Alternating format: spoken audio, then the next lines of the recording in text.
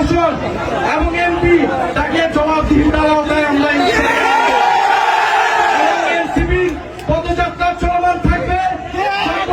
ভয় ভীতি বোমাবাজি করতে সবকিছুকে উপেক্ষা করে আমাদের পদযাত্রা চলমান থাকবে এবং স্পষ্ট আজকের এই ককটেল বিস্ফোরণ বোমা বিস্ফোরণ প্রশাসনের সহায়তায় হয়েছে। কেন বিদ্যুৎ বন্ধ করে দেওয়া হয়েছিল? বিদ্যুৎ বন্ধ করে দিয়েছিল আমাদেরকে